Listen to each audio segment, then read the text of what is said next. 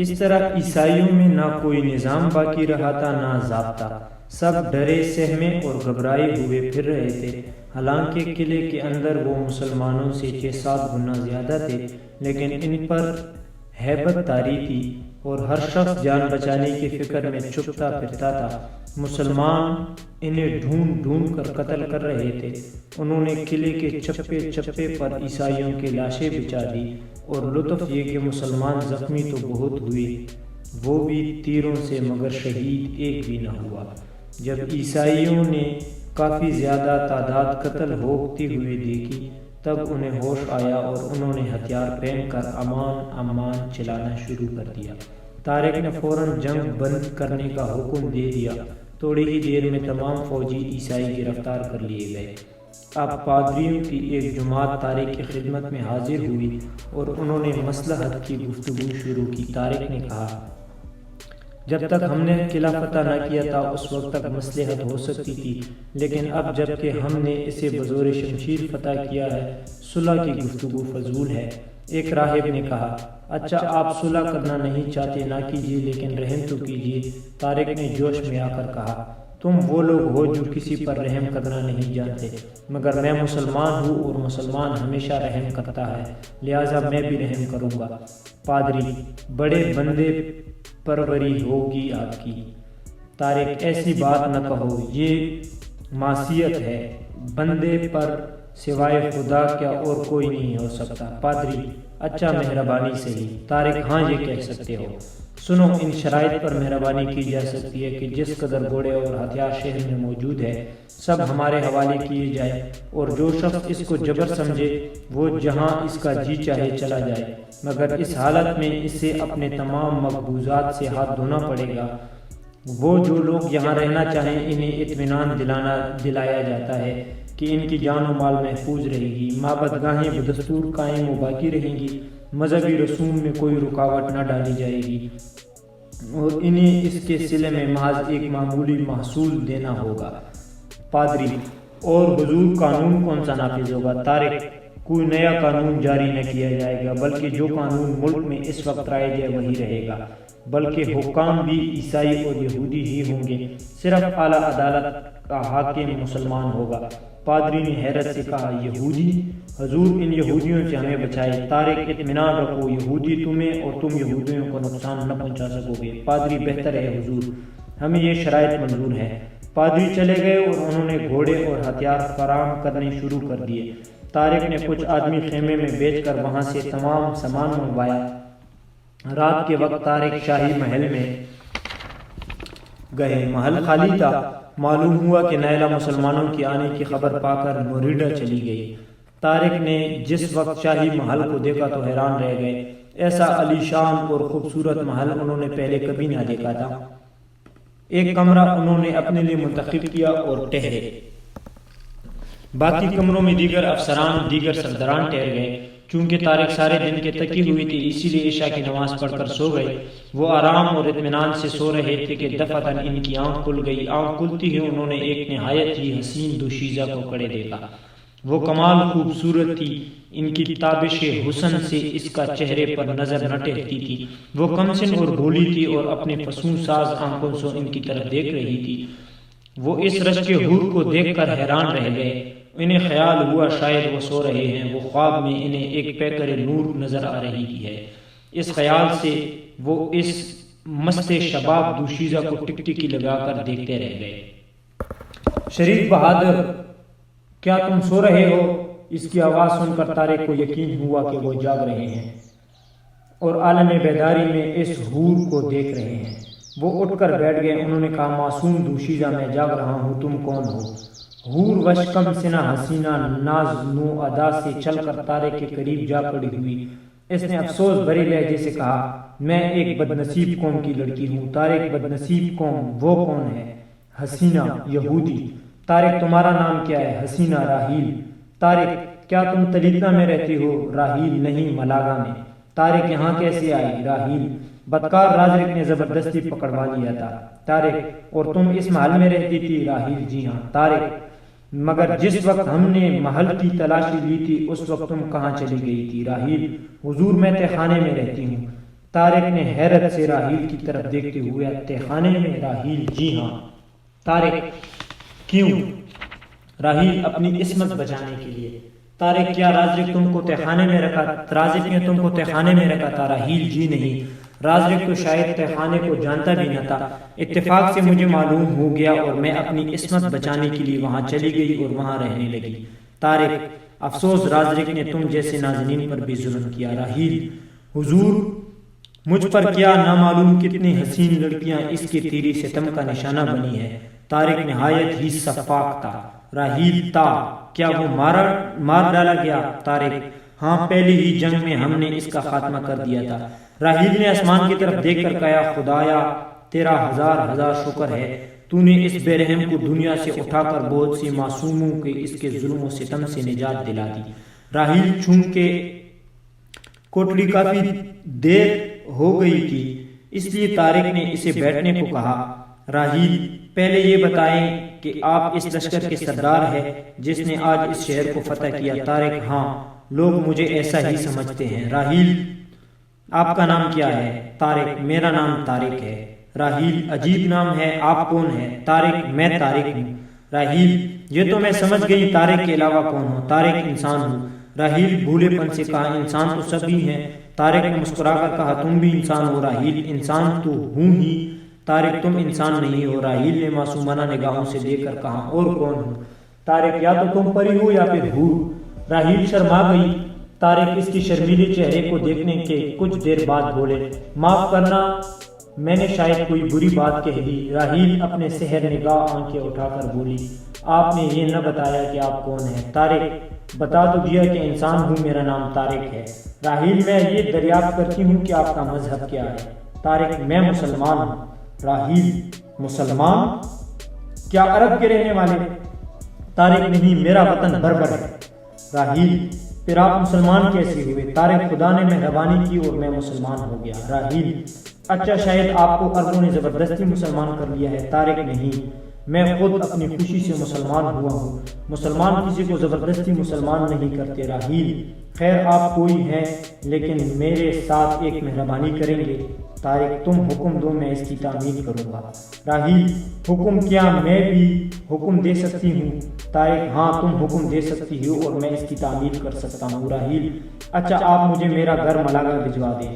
طارق: منظور ہے، جب کہو۔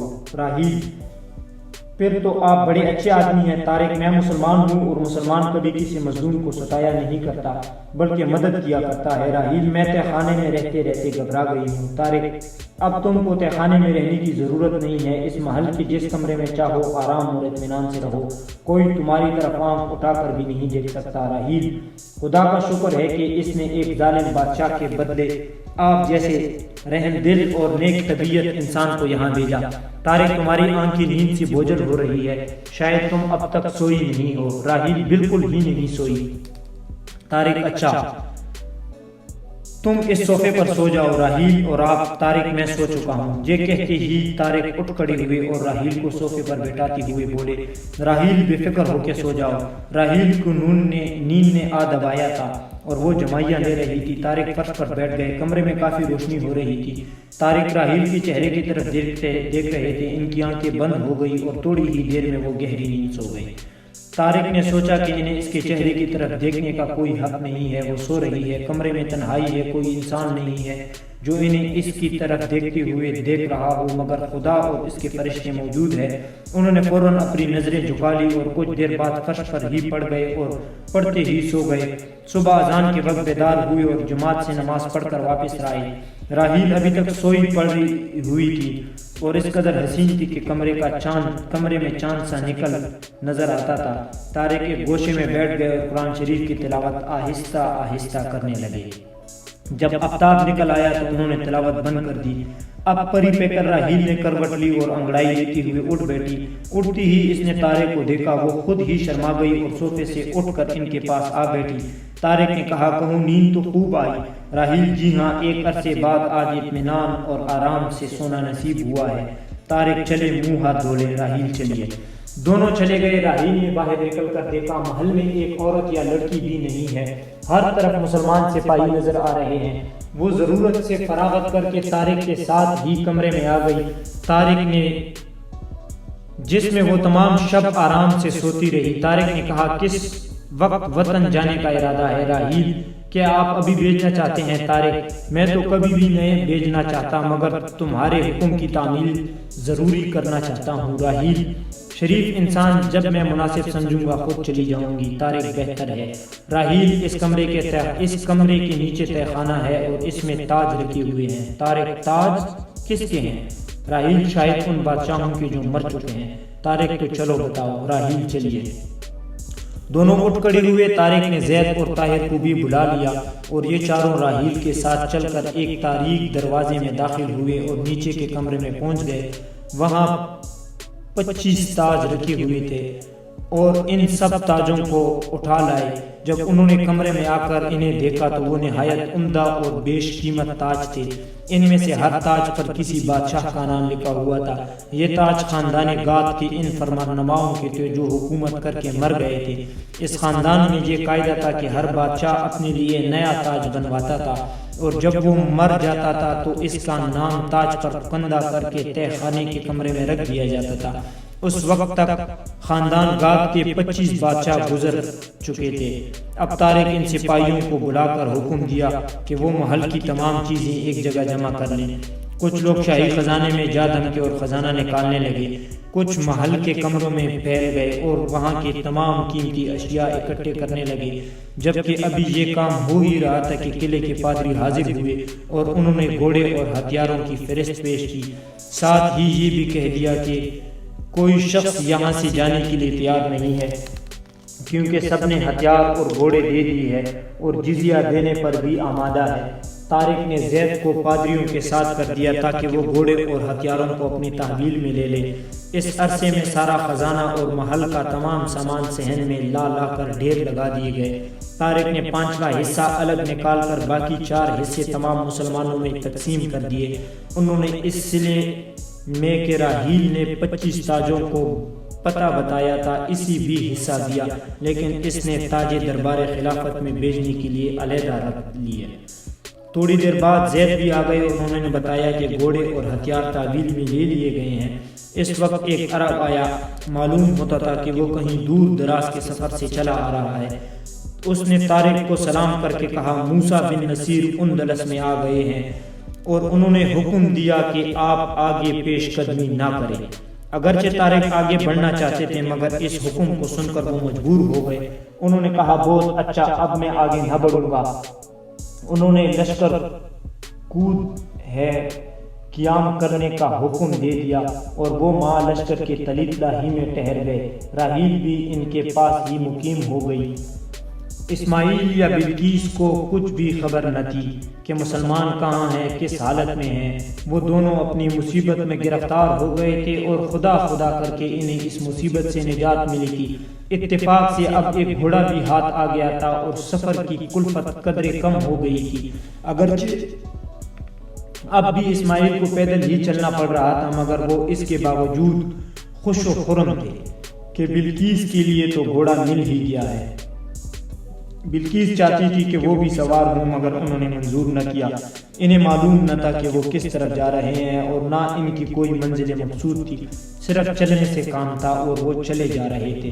اتفاق سے وہ وادی بیگا کی طرف جا نکلے۔ غالباً قارئین بھولے نہ ہوں گے کہ یہ وہی جگہ تھی جہاں مسلمانوں نے شاہ اندلس رازرک کے لشکر سے جنگ ہوئی تھی۔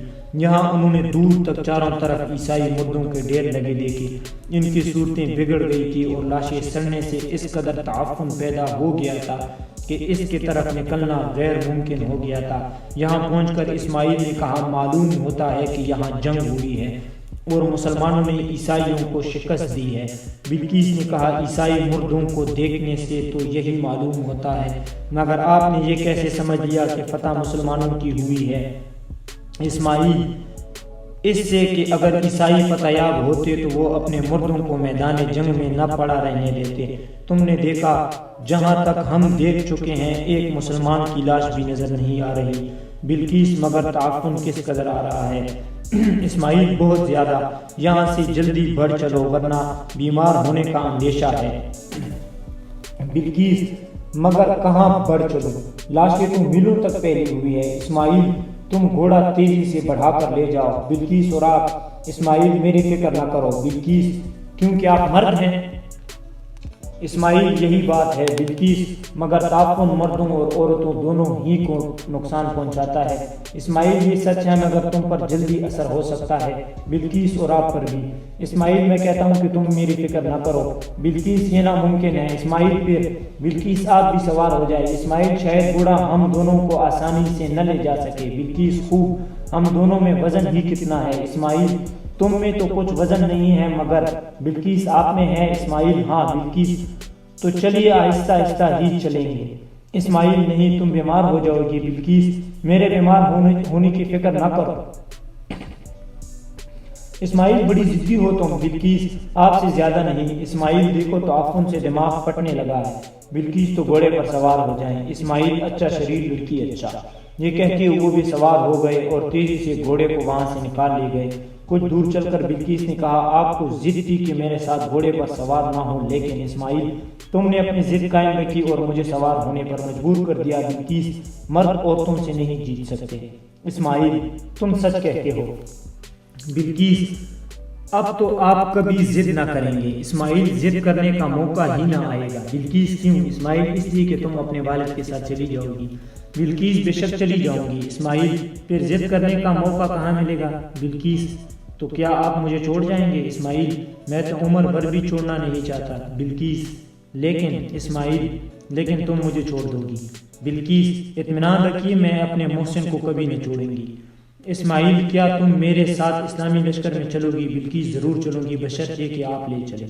اسماعیل اگر تمہارے والد منع کریں؟ بلقیس وہ کبھی منع نہ کریں گے۔ اسماعیل کیوں منع نہ کریں گے؟ بلقیس اس لیے کہ وہ ہمارے قوم میں یہ دستور ہے کہ بلقیس خاموش ہو گئی۔ اسماعیل نے دریافت کیا کیا دستور ہے؟ بلقیس کی لڑکیاں جہاں چاہیں جا سکتی ہے۔ اب دریائے وادی الکبیر آ گیا ہے، میں اسے جانتی ہوں، قرطبہ یہاں سے قریب ہی ہے۔ اسماعیل لیکن اگر قرطبہ میں عیسائیوں کی فوج یا پولیس ہوئی تو؟ بلقیس اطمینان رکھو، میں سراغ لگا لوں گی۔ اسماعیل بت سیم تن میں تیرے ساتھ ہوں، جہاں چلے لے چلے۔ بلقیس خوب، آپ میرے ساتھ ہیں یا میں آپ کے ساتھ؟ اسماعیل کاش تم عمر بھر کے لیے میرے ساتھ ہو جاؤ۔ بلقیس نے مسکراتے ہوئے کہا، اسماعیل کو دیکھتے ہوئے کہا کیا مطلب ہے اس کا؟ اسماعیل یہی کہ تم میرے ساتھ رہو۔ بلقیس چپ ہو گئی۔ اسماعیل نے گھوڑا دریا میں ڈال دیا اور وہ نہایت آسانی سے انہیں پار لے گیا۔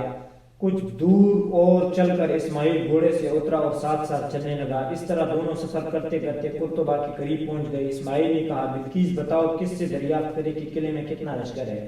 بلقیس قرطبہ کی فصیل کی طرف دیکھ رہی تھی۔ اس نے کہا دیکھے قلعے پر عیسائی علم کے بجائے آپ کا علم لہرا رہا ہے۔ اسماعیل نے غور سے دیکھا اور خوش ہوتے ہوئے کہا تم نے ٹھیک کہا، چلو اب کوئی اندیشہ نہیں۔ بلقیس مگر کیا مجھے بھی مسلمانوں سے کوئی اندیشہ نہ ہونا چاہیے؟ اسماعیل بالکل ہی نہیں۔ بلقیس اس لیے کہ میں آپ کے ساتھ ہوں۔ اسماعیل نہیں، اس لیے کہ مسلمان کسی عورت، بیمار اور مذہبی آدمی کو کچھ نہیں کہتے۔ بلقیس اچھا آئیے۔ دونوں چل پڑے اور عصر کے وقت قلعے میں داخل ہو گئے۔ ابھی وہ دروازے سے بڑے ہی تھے کہ انہیں مغیث الرومی مل گئے۔ انہوں نے انہیں دیکھتے ہی سلام کیا اور بے ساختہ دوڑ کر ان سے لپٹ گئے۔ اسماعیل نے سلام کا جواب دیا اور بغضیل ہوتے ہوئے کہا خدا کا شکر ہے کہ آپ یہاں ہیں۔ مغیث الرومی نے علیحدہ ہوتے ہوئے کہا اور یہ بھی خدا کا شکر ہے کہ تم آ گئے، کیسے چھوٹے تم ان ناقصوں کی قید سے؟ اسماعیل نے نہایت اختصار سے تمام کیفیت سنا دی۔ مغیث الرومی نے کہا خوب، اس لڑکی نے تمہاری مدد کی؟ اسماعیل جی ہاں۔ مغیث الرومی اس نے تمام مسلمانوں پر احسان کیا ہے؟ بلقیس نے شرمیلی انداز سے کہا نہیں، بلکہ انہوں نے مجھ پر احسان کیا ہے۔ اتفاق سے وہاں امامن آ گیا۔ اسے دیکھتے ہی بلقیس گھوڑے سے نیچے اتری اور اس کی طرف چلی۔ جو ہی امامن نے اسے دیکھا وہ دوڑا اور اسے اپنے سینے سے لگا کر بھینچتے ہوئے بولا میری بیٹی، میری بیٹی، پروردگار تیرا شکر ہے، ہزار ہزار شکر۔ تھوڑی دیر بعد اس نے اسے اپنے سینے سے الگ کیا اور فرط مسرت سے بلقیس کے آنسو نکل آئے۔ امامن نے کہا نہ رو میری بیٹی نہ رو، اب تو خوش ہونے کا موقع ہے، تجھے کون ان ظالموں کے جنگل سے نکال لایا ہے؟ بلقیس نے اسماعیل کی طرف اشارہ کرتے ہوئے کہا یہ شریف مسلمان ہے۔ امامن نے اسماعیل کے پاس جا کر کہا میں آپ کا بے حد مشکور ہوں، آپ نے مجھ پر بہت احسان کیا ہے۔ اسماعیل اس میں احسان کی کیا بات ہے، جو میرا فرض تھا وہ میں نے ادا کر دیا ہے۔ امامن میں عمر بھر آپ کا ممنون رہوں گا اور میری بیٹی بھی۔ اب بلقیس کی طرف متوجہ ہو کر بولا آجا بیٹی، تیرے بغیر گھر سونا پڑا ہے۔ بلقیس نے شرماتی ہوئی کہا اور ابا یہ شریف مسلمان امامن، میں اپنے گھر پر ان کا خیر مقدم کر کے بہت خوش ہوں گا۔ مغیث الرومی اس وقت تو نہیں، انہیں میرے ساتھ جانے دیجیے، امامن بہتر ہے۔ اب بلقیس امامن کے ساتھ اور اسماعیل مغیث الرومی کے ہمراہ روانہ ہو گئے۔ فتوحات۔ موسیٰ بن نصیر کے بیٹے عبدالعزیز نے جب وہ عجیب خواب دیکھا تھا، اس وقت سے انہیں ان تمام چیزوں کے دیکھنے کا زبردست شوق پیدا ہو گیا تھا، اور جب گونڈ جولین نے انہیں یہ بتایا کہ یہ سب چیزیں اندلس میں موجود ہے تو ان کی یہ خواہش اور بھی بڑھ گئی تھی، اور یہ خیال کرنے لگے کہ اپنے باپ سے اندلس جانے کی اجازت حاصل کر لیں گے، لیکن ان کی حسرتوں اور امنگوں کا اس وقت خون ہو گیا جب موسیٰ نے انہیں اجازت نہ دی اور طارق کو اندلس کے مہم پر روانہ کیا، مگر ان کے دل کو اطمینان تھا کہ خواب میں جو کچھ انہوں نے دیکھا ہے وہ بیداری میں بھی ضرور دیکھیں گے، لیکن کب اور کس طرح یہ وہ نہ سمجھ سکے۔ وہ رات دن انہی خیالاتوں میں غلطان اور بے چار رہتے تھے کہ ایک دن طارق کا قاصد نوید نصرت لے کر آیا۔ اس کے دل ایک عجیب اثر سے دھڑکنے لگا، یہ کہنا مشکل تھا کہ فتح کی خبر سن کے یا کسی نامعلوم رشک کی وجہ سے۔ انہوں نے فوراً ہی سنا کہ موسیٰ عنقریب دوسرا لشکر پہلے لشکر کی امداد کے لیے بھیجنا چاہتے ہیں۔ اس کے دل میں امید کی شعاع پھر چمکی اور فریب دل نے نئے نئے امنگوں اور نئی نئی تمنائیں پیدا کرنا شروع کر دیا۔ انہوں نے دوبارہ اپنے باپ موسیٰ سے اندلس چلنے کا اظہار ظاہر کیا، مگر ان کی تمام امیدیں ٹوٹ گئی جب موسیٰ نے ان سے کہا کہ وہ خود معاں ان کے دونوں بھائی عبداللہ اور مروان کے اندلس جا رہے ہیں، اور کیروان کی حکومت خود ان کی یعنی عبدالعزیز کے ہاتھ میں رہے گی۔ عبدالعزیز کی ان سے چھوٹے دو بھائی تھے، ان میں سے ایک کا نام عبداللہ تھا اور دوسرے کا مروان تھا۔ عبدالعزیز کو پھر افسوس ہوا اور ان کی تمنائیں کوہ حسرت سے ٹکرا کر ریزہ ریزہ ہو کر رہ گئی، لیکن کوئی غیبی طاقت اب بھی اس سے کہہ رہی تھی کہ وہ ضرور اندلس جائیں گے اور ان تمام چیزوں کو دیکھیں گے جو انہوں نے خواب میں نظر آئی تھی، مگر یہ کب اور کیسے ہوگا ان کا حل ان سے نہ ہوتا تھا۔ آخر ان کے سامنے ان کا باپ موسیٰ 10,000 سوار اور 8,000 پیدل سپاہ لے کر ان کے دونوں بھائی عبداللہ اور مروان نیز مشہور سردار مثلاً علی بن ربیع، حیات بن تمیمی اور عیسیٰ بن عبدالطویل کے ہمراہ اندلس روانہ ہوئے۔ عبدالعزیز ایک مرتبہ پھر حسرت اور افسوس کی بھور میں غوطے کاتے رہ گئے۔ موسیٰ مع لشکر کے جب اندلس کے ساحل پر اترے تو ان کے استقبال کے لیے گونڈ جولین اور اشببیلا کا راہب آئے اور انہوں نے نہایت شان سے ان کا خیر مقدم کیا۔ انہیں یہ معلوم کر کے نہایت افسوس ہوا کہ طارق فتح کے زعم میں اندرون ملک میں بڑھتے گئے ہیں اور انہیں ان کے حکم کی مطلقاً پرواہ نہیں کی ہے۔ وہ کچھ برہم ہو گئے۔ گونڈ جولین جو نہایت ہوشیار تھے سمجھ گیا کہ وہ طارق سے ناخوش ہو گئے ہیں، لہذا اس نے کہا معلوم ہوتا ہے آپ طارق سے کچھ ناخوش ہو گئے ہیں۔ موسیٰ ہاں، اس نے میری حکم کی تعمیل نہیں کی۔ جولین انہیں چاہیے تھا کہ پیش قدمی روک دیں، مگر موسیٰ مگر اس نے انہیں آگے بڑھنے کا مشورہ دیا۔ جولین نہیں، موسیٰ اور جولین اس کے ماتحت افسروں نے انہیں مشورہ دیا۔ موسیٰ کس وجہ سے؟ جولین اس وجہ سے کہ بہادر طارق نے جب وادی بیگا کے کنارے پر راجے کے ٹڈی دل لشکر کو شکست دی تو عیسائیوں کے دلوں پر مسلمانوں کی ہیبت چھا گئی۔ اس پر طارق نے یہ دانش مندی کی کہ اپنے لشکر کے 3 حصے کیے اور ایک کو قرطبہ، دوسرے کو ملاگا اور تیسرے کو تلیبلا روانہ کیا۔ ان تینوں لشکروں کو پہم فتوحات نصیب ہوئے اور اس انداز سے عیسائی اور بھی مرغوب ہو گئے۔ موسیٰ جب تو انہوں نے عقل مندی اور بہادری کا کام کیا۔ جولین یہی بات ہے، فتح و کمرانی شیر دل طارق کے قدموں سے لگتی پھرتی ہے۔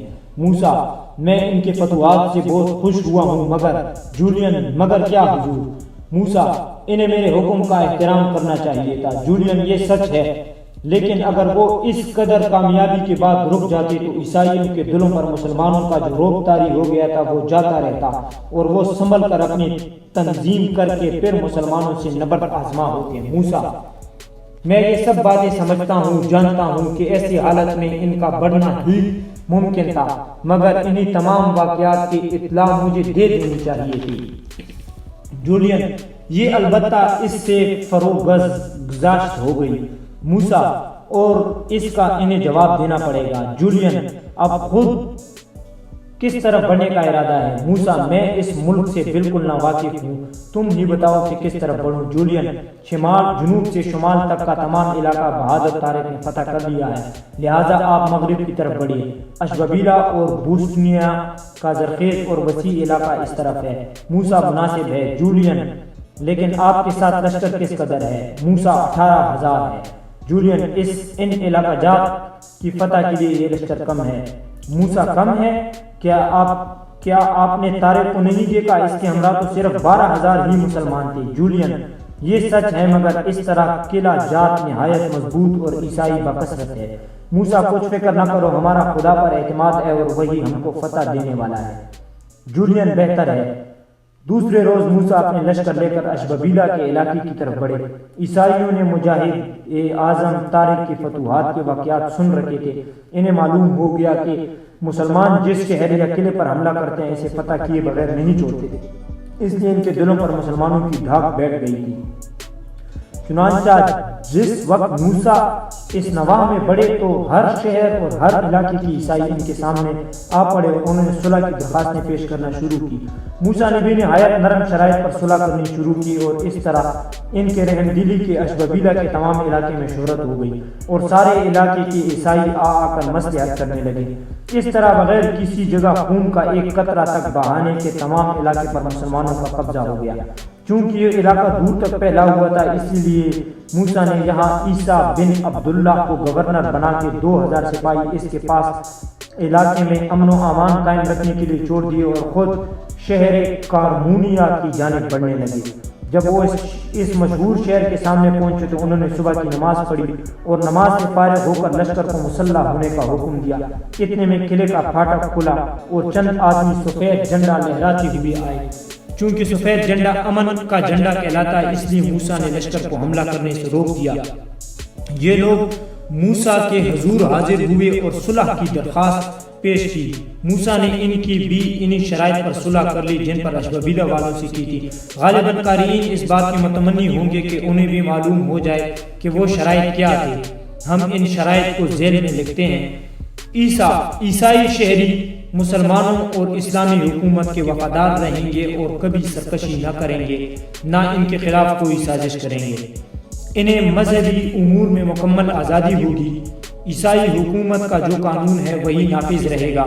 پرانے گرجے بدستور رہیں گے، البتہ نئے گرجا گھر تعمیر کرنے کے لیے مسلمان حاکم سے اجازت لینا ضروری ہوگا۔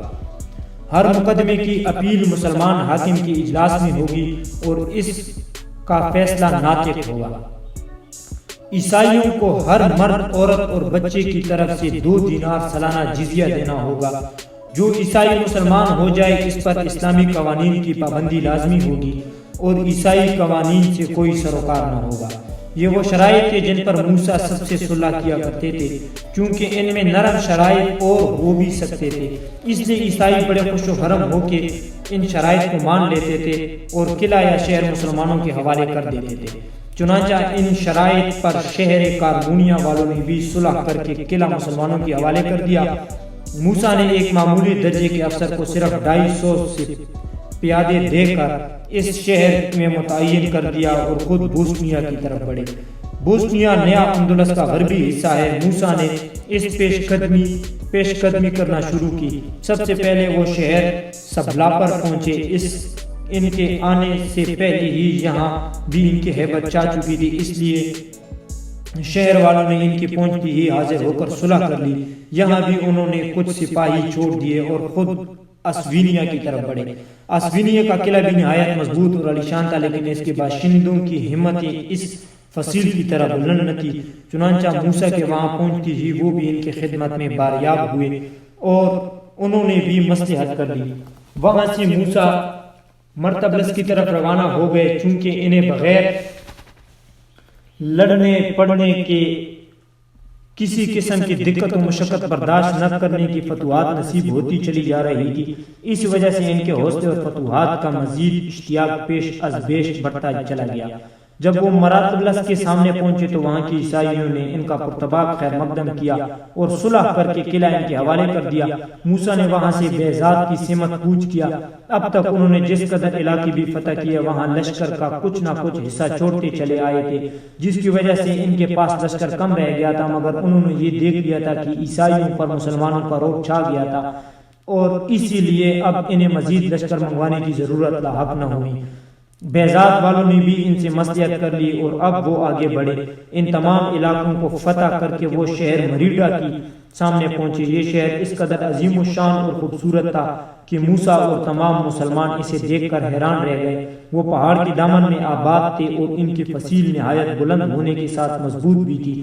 ایسا معلوم ہوتا تھا کہ شہر کی بانیوں نے بھارے بھارے اور موٹے موٹے پتھر کاٹ کر فصیل میں لگا دی ہیں۔ مریڈا والوں نے قلعے کا پاٹک بند کر لیا تھا اور لشکر فصیل پر چڑھا دیا تھا۔ موسیٰ سمجھ گئے کہ اہل قلعہ لڑنے کا ارادے سے فصیل پر چڑھ گئے ہیں۔ اب انہوں نے لشکر کا جائزہ لیا تو صرف 10,000 تھا۔ گونڈ جولین سے انہیں معلوم ہو گیا کہ قلعے کے اندر کم از کم 50,000 عیسائی لشکر موجود ہے۔ یہ دیکھ کر موسیٰ نے ایک قاصد اپنے بیٹے عبدالعزیز کے پاس روانہ کیا اور انہیں لکھ دیا کہ وہ امدادی لشکر لے کر جلد سے جلد آ جائیں۔ ادھر انہوں نے ایک قاصد مریڈا والوں کے پاس بھیجا تھا کہ وہ انہیں صلح کرنے کے لیے ترغیب دے۔ قاصد قلعے کے سامنے گیا اور ان سے صلح کرنے کی ہدایت دی، لیکن شہر والے آمادہ نہ ہوئے اور ایک معزز شخص نے بلند آواز سے کہا، اپنے مغرور سردار سے کہہ دو کہ اس شہر کو فتح کرنے کا خیال چھوڑ کر کسی اور طرف چلا جائے، ورنہ اس کی اور ان کی تمام لشکر کی لاشیں اس فصیل سے نیچے پڑی سڑیں گی۔ قاصد نے کہا، تم فضول لڑ رہے ہو، تمام ملک فتح ہو چکا ہے، حتیٰ کہ دارالسلطنت بھی، اور تمہارے سارے سردار بھی ہمارے مطیع ہو گئے ہیں، پھر کس بھروسے پر تم ہم سے لڑنے کا ارادہ رکھتے ہو؟ اس شخص نے جواب دیا، اپنے قلعے کی مضبوطی اور لشکر کی کثرت کے بھروسے پر۔ اس کے علاوہ شاہ رازرک کی ملکہ نائلہ یہاں موجود ہے اور جب تک وہ یہاں رہیں گی اس وقت تک ہم ان کی تحفظ کے لیے لڑیں گے۔ قاصد واپس آ گیا اور اس نے قلعہ والوں کا پیغام سنا دیا۔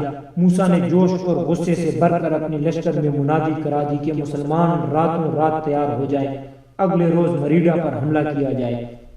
اب تک اس لشکر کو زور آزمائی کرنے کا موقع نہ ملا تھا، کیونکہ وہ جس شہر یا جس قلعے پر گئے انہوں نے بغیر لڑے بھرے ہی اطاعت قبول کر لی، مگر اب انہیں امید ہو چکی تھی کہ مریڈا والوں نے ضرور جنگ ہوگی۔ وہ امیر کے اعلان کو سن کر نہایت خوش ہوئے اور ساری رات لڑائی کے لیے تیاریاں کرتے رہے۔ تو دوستو، یہ تھی ہماری آج کی ایپیسوڈ۔ امید کرتا ہوں کہ آپ کو یہ ویڈیو پسند آئی ہوگی۔ جانے سے پہلے ایک چھوٹی سی گزارش ہے کہ ویڈیو کو لائک کریں، چینل کو سبسکرائب کریں اور بیل نوٹیفیکیشن کو دبائیں تاکہ آپ کو بر وقت اپڈیٹ ملتی رہے۔